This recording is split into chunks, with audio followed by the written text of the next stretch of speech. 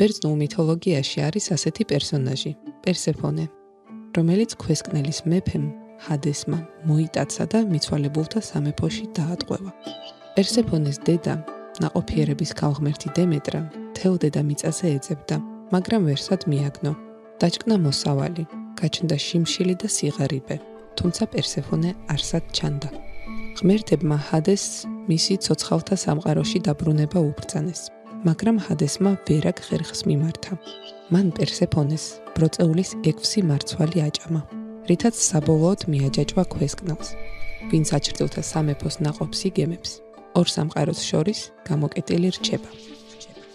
ყველა ვიცნობთ პერსეფონეს, ემიგრანტ ქალს, რომელსაც მძიმე შრომამ აგემა ბროწეულის მარცვლები და საბოლოოდ მიაჯაჭვა სახლისგან 1000-ობით კილომეტრით მოშორებულ მიწას. ამ პოდკასტში ვყვები ამბებს ემიგრანტ ქალებზე, რომლებმაც ცხოვრება სხვა ადამიანებს მიუძღვნეს. ქალებზე, რომლებიც უცხო მიწიდან ზრუნავენ საკუთარ ოჯახებზე. მე თამუნა ჩქარეული ვარ. ეს კი პროექტ 64-ის პოდკასტია. ბროწეულის მარცვლები.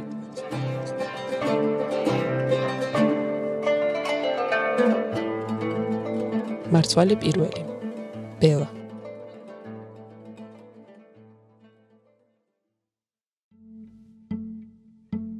მინდა ასეთი სურათი წარმოიდგინო. ქალი სახლში მიდის სამსახურის მერე. სახლში, სადაც შვილები დახვდებიან. ერთი ჩვეულებრივი სახლი არის თბილისში. ქალიც თითქოს ჩვეულებრივი. შავგვრემანია, მოკლედ შეჭრილი თმა აქვს. რგვალი სახე და ნუშისებრი მუქი თვალები. თან ჩვეულებრივად აცვია, ჯინსი, თეთრი ზედა და ჟილეტი. ზურგზე ჩანთა აქვს მოკიდებული. ოღონდ ამ სახლში, რომელიც თვითონ იყიდა და გაარემონტა, პირველად მიდის. მისი სამსახური 7 წელი მომაკვდავი ადამიანების მოვლაა. და ჯერ ისიც არ იცის, შვილებს, რომლებიც იქ დახვდებიან, სჭირდება თუ არა დედა, რომელიც წლებია არ უნახავთ. სახლთან რომ მივედი, მერე მუჭა წამლებისი და ისე შევედი, იმიტომ რომ შიში დამეუქლა და რის გეტყვით ახლა. განცდები და შიშები ყველას აქვს, მე მგონი ასეთი, როგორც შევდებიან და შევდები შვილებს. ეკრანიდან დანახული შვილები სხვა არ. ქალს ბელა მოდებაძე ჰქვია. იტალიიდან დაბრუნებული ემიგრანტია. ქუთაისის აეროპორტში მეგობარი დახვდა და თბილისში წამოვიდნენ. ბელა ახალციხელია, მაგრამ სტუდენტ მარიამს და ანანოს ბინა თბილისში უყიდა და შეხვედრაც იქ უნდა შედგეს.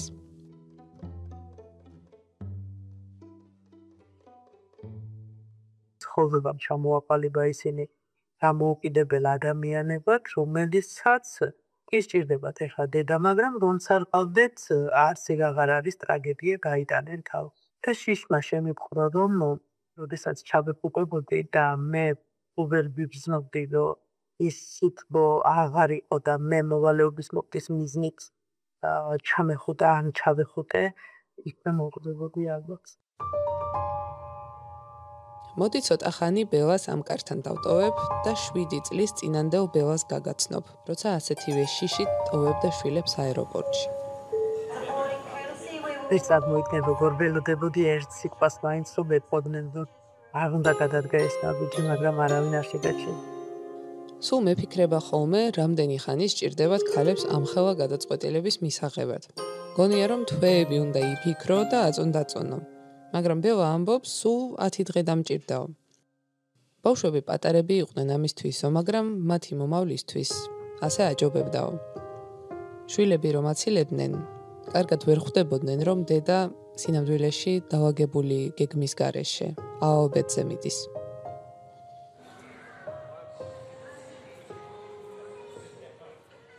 აეროპორტში იქ დედა და ჩემი შვილები იდგნენ იბის თავთან და მე უკვე კიბეზე დავდექი, რომ ესკალატორით ავდიოდი უკვე იქ, სადაც უნდა გამევლო რეგისტრაცია, ბოლო რეგისტრაცია და დედა ჩემმა ჩაიხუტა ეს ბავშვები და ბავშვები ვერაცნობერებდნენ, მაგრამ რაღაცა შეშინებული თვალები დრო უყურებ დედასა ესეთი მომენტი, როდესაც თავს გარდაცვლილად გრძნობ.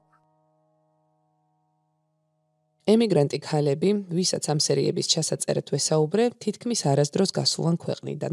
ეგ კი არა, ახალციხელი ბელა თბილისშიც კი დიდად არ დადიოდა. მათი უცხოეთში წასვლა არაფრით არ გავს ევროპაში განსატვირთად მოგზაურობას. ეს არის შიშის გზა, თანაც ერთი მიმართულებით. თვითმფრინავში პირველად ფრენა ხომ რა არის და მერე სასაზღვრო კონტროლს უნდა ჩახედო თვალებში და მოატყუო, რომ ტურისტი ხარ და უკანა გზის ბილეთი აჩვენო, რომელსაც არასდროს არ გამოიყენებ. ყველა დარდი გვერდზე უნდა გადადო და მხოლოდ იმაზე ვიფიქრო, შემდეგი დაბრკოლება როგორ გადავახო. ყველა ემიგრანტს ამ საქმეში ყავს ფასილიტატორი. ოჯახის ახლობელი, ნაცნობი, რომელიც გზას დაუვაგებს და ქალს, რომელიც საზღვარგარეთ არაა ნამყოფი ბილეთის ყიდვაში და საბუთების მოწესრიგებაში უნდა დაეხმაროს. შავად როცა მიდიხარ და თან სუფთა პასპორტი რომ გაქვს. უნდა დაამტკიცო, რომ დამბრუნებელი ხარ. უკანა ბილეთიც უნდა აჩვენო, იქ დასარჩენიც და სამყოფი ფულიც, რომ არაფერზე მოგედავონ. ბელამ ასეთი ფასილიტატორისთვის $1200 გადაიხადა.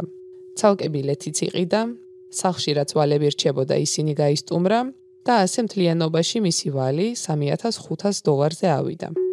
მოკლედ წასვლის დღეს ბელას ჯიბეში €800 ედო. ასე სწრაფ-სწრაფად ჩავაგება მომზადებაში სულის მოთქმას კი ვერ მოასწრო, უკვე თვითმფრინავში იჯდა.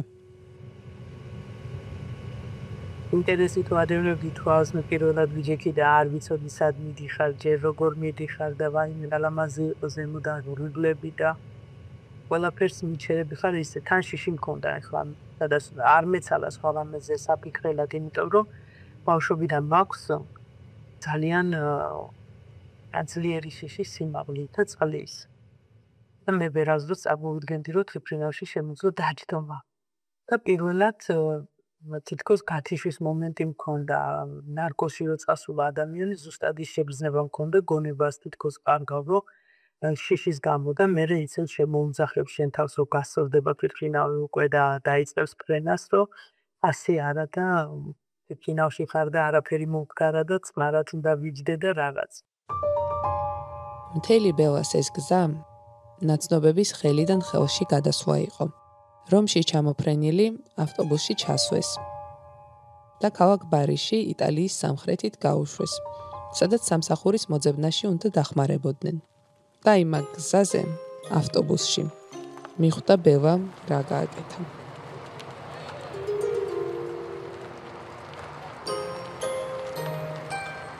და გზად რო წავიდა ეს ავტობუსი და 7 საათი ვიარე, ჯერ ამ ხელა გზა რა იყო და მერე ბარამდე კიდე 7 საათი უნდა მევლო. და აი იქ დამეწყო უკვე ის ყველაფერი ფიქრები და გაცნობიერება, რომ სად წამოვედი და რამდენი კილომეტრის იქით და იმ დღის მერე მართლაც შემდი არ შემსუბია თვალს. ემიგრაციაზე ბოლო მონაცემები 2023 წლიდან გვაქვს. ამ წელს საქართველოდან 245,000-ზე მეტი ადამიანი წავიდა. თითქმის ორჯერ უფრო მეტი, ვიდრე წინა წელს. ანუ მთლიანი ახალციხის მუნიციპალიტეტი რომ გადაასახლო 142,000 ადამიანი და ზედ მთელი გურიას რომ მიაყოლო 101,000 ადამიანი. მაინც უფრო მეტი წავიდა ჯამში. უცხოეთიდან ემიგრანტები ყველაზე მეტ ფულს შტატებიდან გვიგზავნიან და მეორე ადგილზე იტალიიდან. იმ ქალაქებში, სადაც ქალები სამუშაოდ ჩადიან, როგორც წესი უკვე ხვდებათ ხოლმე სათვისტომო.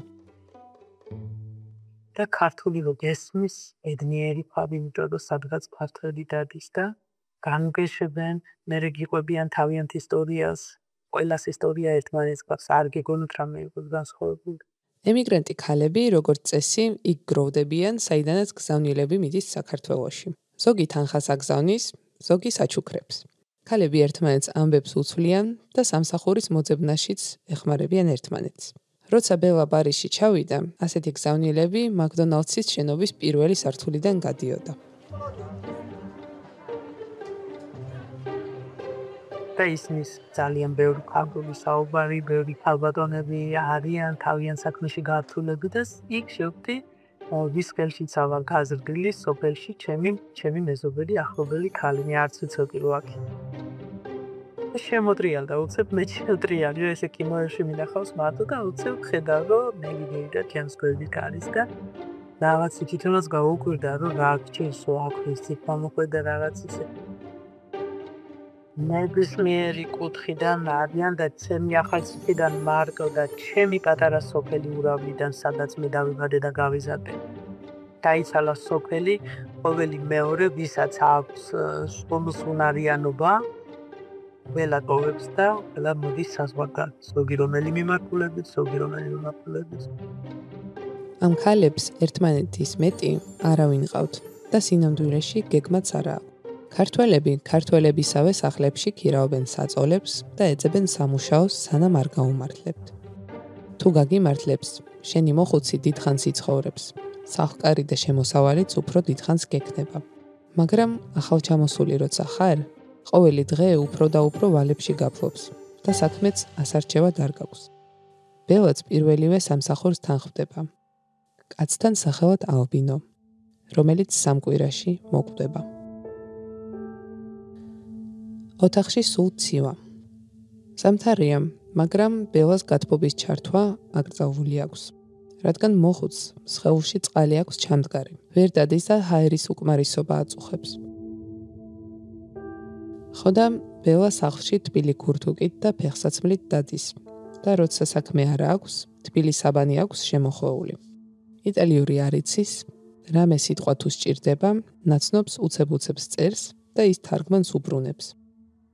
მაგრამ ბაბუა თვითონაც ასწავლის ბელას. ძალიან ჯელტმენი ადამიანი იყო, თავად ადამიანი იყო. ძალიან კარგად მეკცეოდა წიგნს რო დამინახავდა ხელში გადამაგდებინებდა ხოლმე. დაიფიქი აქ და მე თვითონ გასწავლდიოდა. ესე მოიყიდებდა თმაწებს და მეუბნებოდა რომ ეს არის თმა. ხოლმე დამომაქსოლებინებდა ხოლმე. სამზარეულოში თვითონ მასწავლა ყველაფრის დაკუთრება და არ როგორ უნდა მომემზადებინა.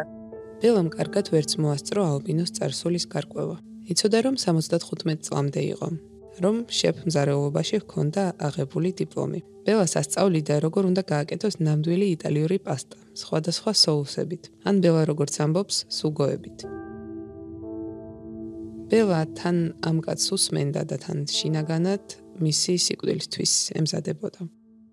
მოხუცს თავიდანვე ეტყობოდა, რომ დიდხანს ვერ იცოცხლებდა. საერთოდ გეტყვით რომ მე აღგებლობაშიც და ისედაც რა სამძიმარზეც იშვიათად მიდიოდი, იმიტომ რომ აი არ შემიძლია ხო ხდებოდა, ყველას არ შეუძლია ხო მიცვალებულთან მიახლოება ან რაღაც.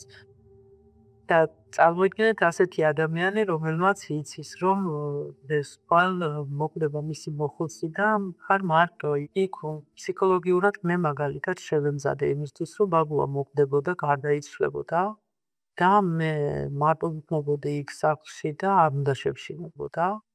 ეს პირველი გამოწვევა იყო ჩემთვის ძალიან მშვიდად, ძალიან წნარად ის გადასხმის ის ეკეთა სისტემა ესეც მოგხსენი გაუსუფთავეს საქმე რაღაცეებით და დაველოდე როდის მომდება მისი შვილითა ეს.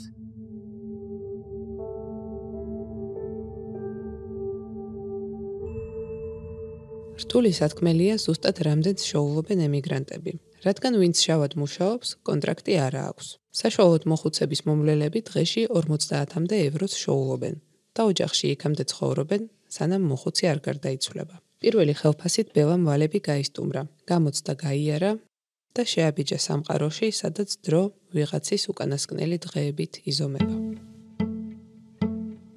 ხოდა, ვინ არის ბელა მოდებაძე? ქალი ახალციხიდან, მუსიკის მასწავლებელი, 2 შვილის დედა და 1 კაცის ყოფილი მეუღლე. ახალციხეში 2 სამსახური ჰქონდა. ერთი სკოლაში 500 ლარიანი და მეორე კულტურის ცენტრში 300 ლარიანი. იტალიაში ამაზე მეტს ერთ კვირაში გამოიმუშავებს, მაგრამ საკუთარი პროფესია და ბავშვებთან ყოფნა ენატრება. როცა მოხუცებთან შვილიშვილები მოდიან, ყოფილი მასწავლებელი მათგან სწავლობს. აი მაგალითად ერთ-ერთ ბებოს ყავდა შვილიშვილები. და ის ჩემი მონატრება რაც ქონდა ბავშვებზე, მოკლედ ამ ბავშვებზე გადამქონდა. დავისვალდი ერთ მუხლზე ერთ ბავშვს, მეორეზე მეორეს ჩამეკუტებოდნენ, ესე იგი, აი ნახევარი დღე რამდენიმე საათი ერთად ვატარებდით. ისინი უკეთესი მასწავლებლები იყვნენ ჩემის იმაზე, ენაზე. რამე რო შემეშლებოდა ხოლმე და ვერ გიტყოდი დამცინოდნენ. საქართველოში თავს ხშირად ვუსვამთ კითხვას, რა ვქნა? და პასუხი ხშირად არის წასვლა. მაგრამ იშვიათია ეს ნაბიჯი ვინმე მხოლოდ საკუთარი თავისთვის გადადგას. ემიგრანტი ქალი იმისთვის მიდის, რომ სახლში ოჯახი არჩინოს. ქმარს, რომელიც ფულს ფლანგავს, მეტი საფლანგი გაუგზავნოს. ბავშვები უნივერსიტეტისთვის მოამზადოს. თბილისში ცხოვრების ქირა გადაუხადოს. მერე იპოთეკით ბინა გამოიტანოს. იქ ნათესავს დაეხმაროს, იქ მეგობარს, ამასობაში შვილიშვილებიც წამოეწევიან, საკუთარი თავისთვის კი თითქმის არაფერს იტოვებს.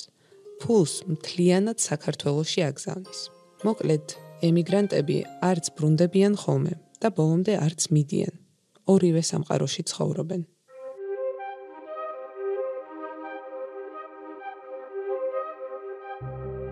წარმოიდგინეთ პერსეფონე, ბერძნული მითიდან.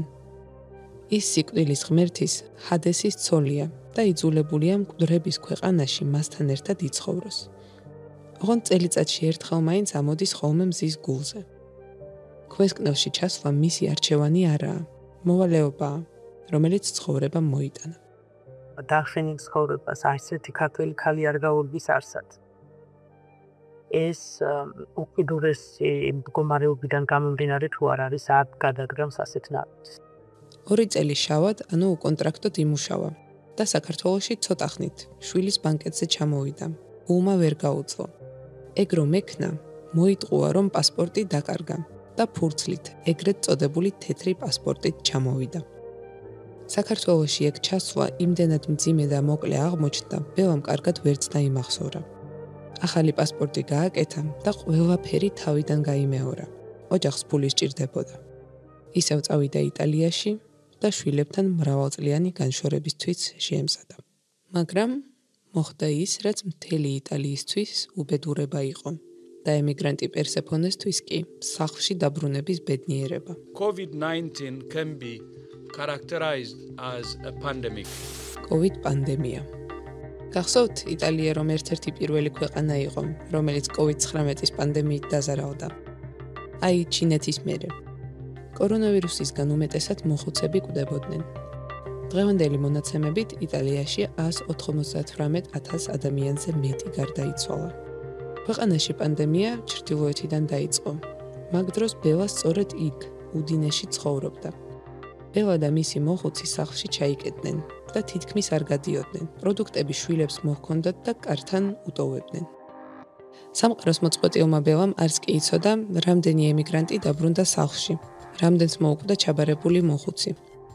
ზუსტად აი ამ კრიზისის დროს იტალიამ გადაწყვიტა, მათზე, ვინც არალეგალურად მუშაობდა, განსაკუთრებით ხილის კრეფაზე და მოხუცების მოვლაზე, დროებითი ბინადრობის საბუთები გაეცა. მიზეზი ბევრი იყო. ემიგრანტები უსაბუთოდ თავს არიდებდნენ ხოლმე საავადმყოფოებს და ვირუსის კონტროლი ასეთ პირობებში უფრო რთული იყო. მათი შრომა კი იმდენად არსებითია, რომ ქვეყანა უბრალოდ ვერ დაკარგავდა ერთდროულად ამდენ მუშაკს. ბელასთვის ბინადრობის საბუთები კეთილი ჟესტი იყო. სახელმწიფომ ვინც ჩვენ ამუხილა ვომთანო, მარტო არ დაგტოვა და ჩვენთან ერთად იბრძოდაო და მოხუცები არ მიგვიტოვა და ჩვენი სამსახურებიო, სადაც ჩვენ მუშაობდით, გამოუშვა პერმესო დი სოჯორნო ქვია და ავიღეთ ეს საბუთი ღმერთის წყალობით და აი ამიტომ შევძელი ჩამოსვა უკვე თავისუფლად და ეხლა უკვე შემიძლია მიმოსვლა.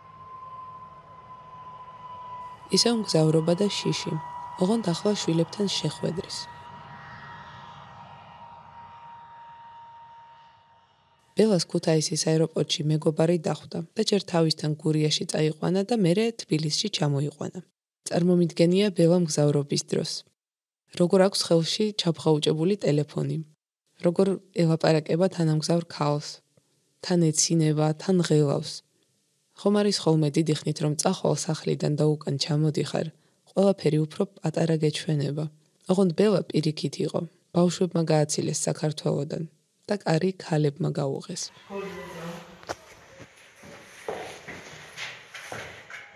ახლა ვუყურებ ამ შეხვედრის ვიდეოს. ბელა 39 ნომერ კართან მიდის, უკან მეგობარი მიყვება ტელეფონით და უღებს. ბელა ბევრჯერ და სწრაფად რეკავს ზარს და კარიც იღება. ახალგაზრდა ქალი ეხუტება. შვილი არა, ბელას უმცროსი და. ბინის სიღრმიდან ისმის გამოუშვით და მუსიკა ირთვება. ოთახი ბუშტებითაა მორთული და იქით პატარა სუფრაც არის გაშლილი. აი ესეთი სახლია. ერთი დიდი სათამაშო დათვი რომ დევს აუცილებლად. ტელევიზორი რომ სულ ჩართულია და არავინ უყურებს. თაროზე რომ დევს 50 წიგნი, რომელიც უნდა წაიკითხო სანამ ცოცხალი ხარ.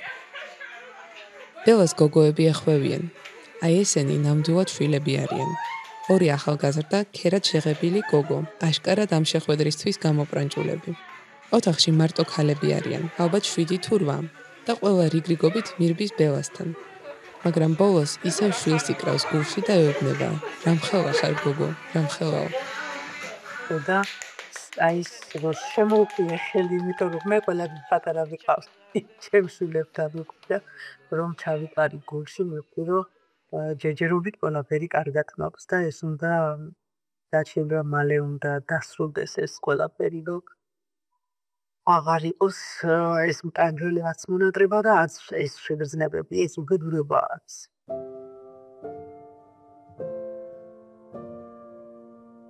როცა სახლს ტოვებ, ცხოვრება უშენოდ გრძელდება. აი, რაღაცები აუშენებიათ, სადაც ადრე ტრიალმინდორი იყო. ახალგაზრდები უცბად გაიზარდნენ. მოხუცები იმაზე მეტად დაბერდნენ, ვიდრე წარმოგედგინა. არავინ არ დაგელოდა და არ გაგითვალისწინა. შენ გახდი გარემოსთვის უცხო სხეული.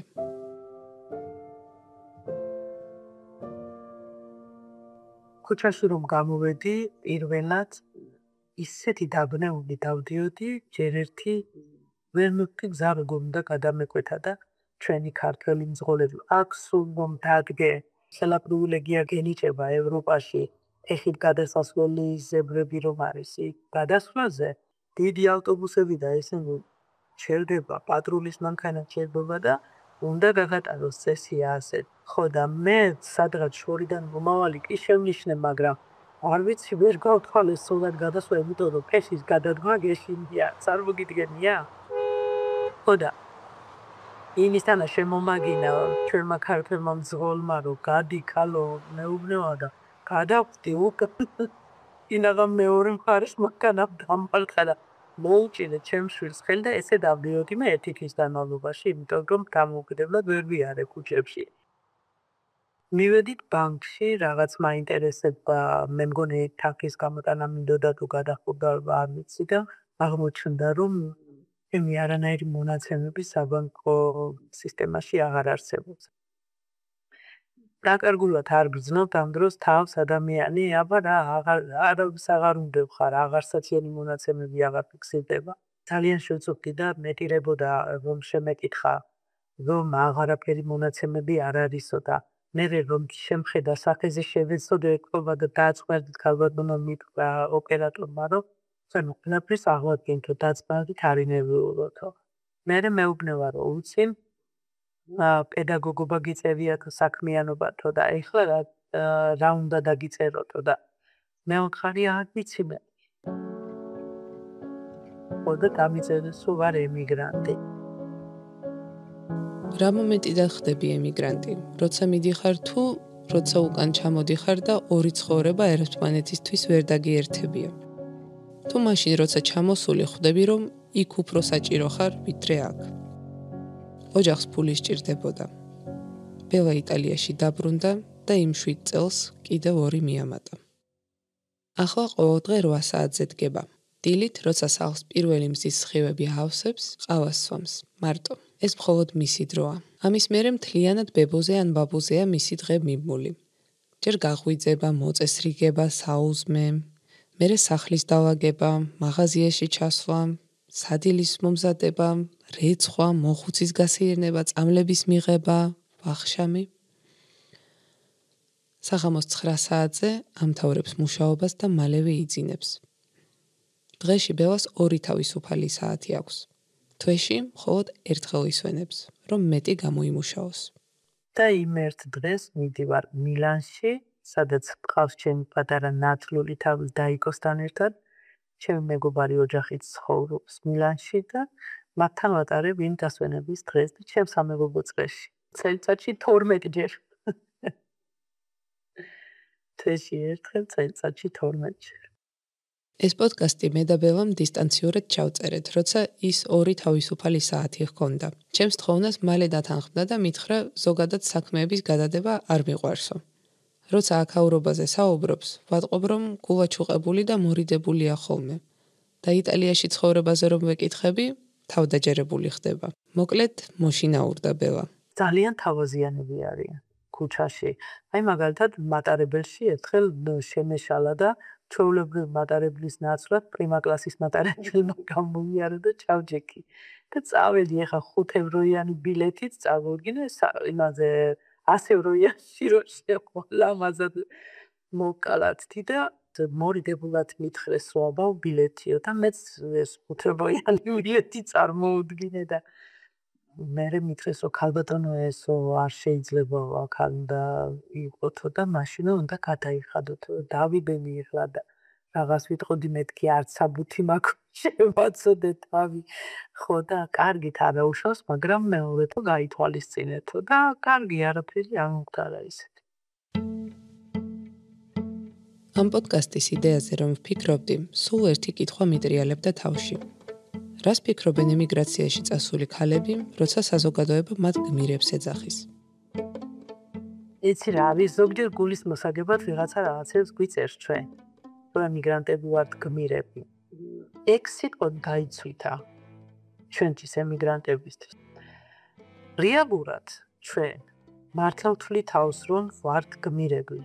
ყველა ემიგრანტი არის გმირი. რატომ არის გმირი აღიხსნი? იმიტომ რომ დღევანდელ საქართველოში ვინც კი არიან დარჩენილები მაპატიოს უყოლად, მაგრამ ისინი უფრო ემიგრანტები არიან.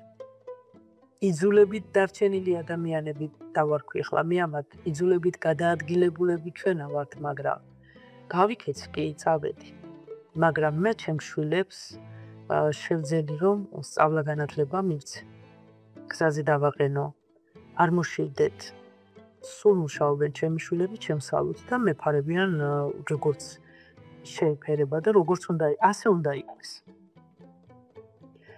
ყველაზე დიდი პრობლემა რაც გვაქვს ჩვენ ემიგრანტებს არის ოჯახები, რომლებიც ძალიან ცუდად გვექცევიან. ჩვენ ოჯახები გვწირავთ პირველ რიგში. ჩვენ მანდაც ვიბრძოდით ოჯახებისთვის, შვილებისთვის, მანდაც შრომობდით. და აქაც იგივენაირი შრომა გვიწევს უბრალოდ იმ შრომას ზემოდან დამატებული კიდე ფსიქოლოგიური შენი მდგომარეობა, რომელსაც აქ განიცდი, მომაკვდინებელი არის ყოველი ადამიანის მიერ საქართველოს და ოჯახის დატოვება და წამოსვლა აქ და ასეთ ყოფაში ყოფნა. დედას გექცევი, არავინ არ იმსახურებს ასეთ ყოფაში ყოფას რა. ზოგი მაგალითად, აი დაუშვათ რამდენიმე წლის მერე ურეკავს შვილს და რატომ გამაღვიძე? ხომ იცი ახლა რომ მე მეძინა და რომ აღვიძებ ახლა და რაღაცა ესეთი წარმოგიდგენია?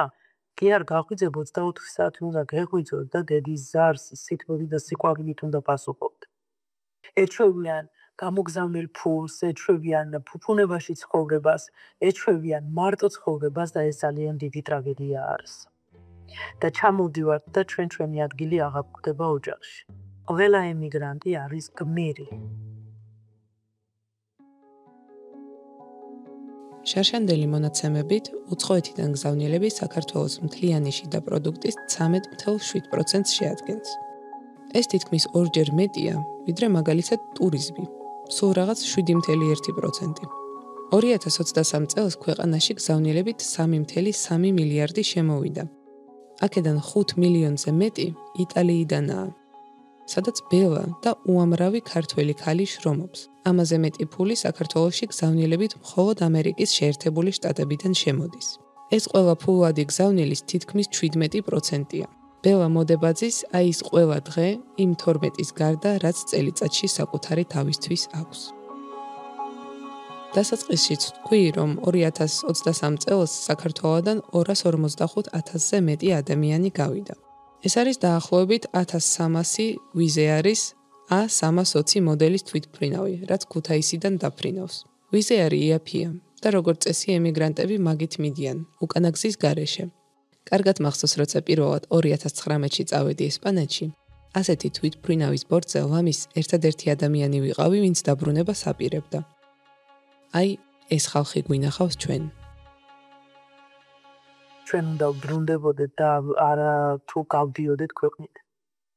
სახში მინდათ უშვილებთ. სახში დაბრუნება მეტი არაფერი. რაც შეიძლება მალე. სხვა უცნება არაფერი არა. ბელას რომ ვკითხე საქართველო რა ხმებთან ასოცირდება მეთქი. ჰარმონიულ ხმათაწყობასთანო ასე მითხრა. ბელა ბევრს მღერის. კვირა არ გავა, რომ ჩემს Facebook-ზე მისი მორიგი ვიდეო არ ვნახო. როგორც წესი მარტო არის ყველგან, მაგრამ ერთში, რომელიც განსაკუთრებით მომწონს, სხვა ქალებთან ერთად მღერის.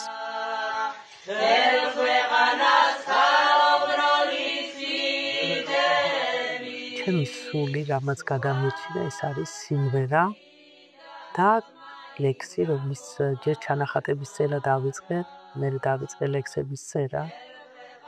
მერე გამომიცეს ჩემმა სამეგობრომ გურულებმა პატარა ბროშურა წიგნის სახით, ჩემი ლექსების.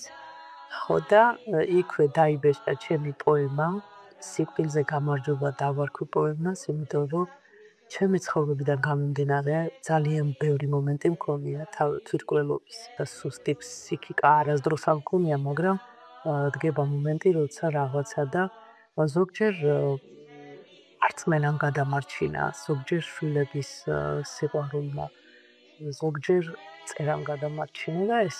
ამიტომ პოემაც ეძღვნება ჩემს ცხოვრებას და მე ვთვლი, რომ 100 ჯერ მაინც გავუმარჯვეს სიკვდილზე.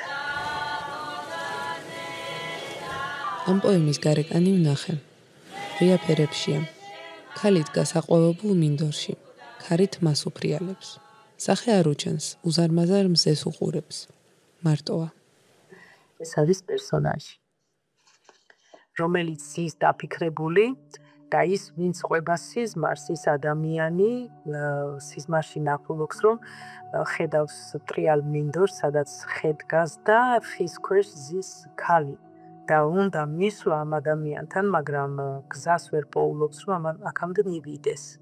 და მერე თითქოს ფხიზლდება სიზმრიდან და არ უნდა გამოფხიზლება, რადგან საინტერესო სიზმარს ხედავს, ეს ყველას დაგმარს მიახოლმე. ხო და ისევ შეიბრუნა ძილი და მერე უკვე გზაც გამოჩნდა, ქალთანაც მივიდა და საუბარიც შედგა.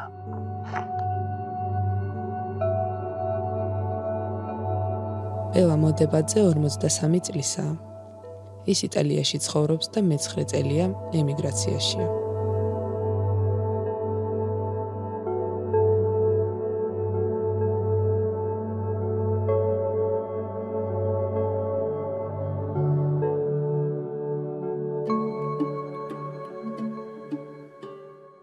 პროწეულის მარცვლები პროექტ 64-ის პოდკასტია. მე მისი ავტორი ვარ, თამუნა ჩქარეული. შემდეგ ეპიზოდში თქვენ გაიგებთ, როგორია ემიგრაციაში მუშაობა ქვეყანაში, სადაც ომი მიმდინარეობს და რას ნიშნავს ემიგრანტებისთვის ყველაზე მნიშვნელოვანი სიტყვა საბლანუთ. პოდკასტზე მუშაობდნენ რედაქტორები გიორგი გოგუა, იანა ყორბეზაშვილი. ილუსტრაციების ავტორია გვანცა კვანტალიანი. ანიმაცია შექმნა ეკაჩო კიკალიშვილმა. ტექნიკური დახმარებისთვის მადლობას ვუხდი ტატო ჯინჯიხაძეს და თამთა მანძულაშვილს. ციფრული პლატფორმების მენეჯერია სალომე ძნელაძე. მოგვისმინეთ Spotify-ზე, YouTube-ზე, Apple Podcast-ზე და ნებისმიერ პლატფორმაზე, სადაც პოდკასტებს უსმენთ. გამიზიარეთ თქვენი აზრი და მომწერეთ თუ ემიგრაციაზე საინტერესო ამბავი გაქვთ მოსახული. მე ყველა გამოხმაურებას ვკითხულობ. მომავალ ეპიზოდამდე.